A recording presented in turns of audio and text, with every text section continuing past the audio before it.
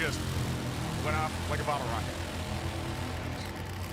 Terry Haddock for Circle Racing Wheels, and here comes Paul Lee. Terry Haddock, independent out of Texas. Gets a little help from the folks at Sampson Exhaust, Circle Wheels, his company. And I mean, literally getting by with a little help on his friends. Keeping the show on the road. And for Paul Lee, the businessman, Silver State Transmission, McLeod Clutches, FTI, SST. Paul has been running a part-time schedule, trying to get this thing straightened and back away, and they're making progress. I'm not sure they're making progress as fast as Paul would like it, but then a racer always wants to do everything fast, right? Well, that's a fact, and you're right on both accounts. I think we've heard it in his voice a couple of times. They have been able to pick away at it to a degree. You know, Terry Haddock has ran into the types of problems that other teams have run into this year after a couple of just massive engine failures.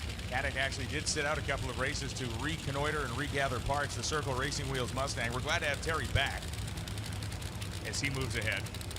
For Paul Lee, it's all about passion. This guy began drag racing in a Slant 6 Duster or Dart at Atco, New Jersey, racing his mom's car back in the day. So you're saying he's always been a Dodge guy? Apparently so. He's been very dedicated.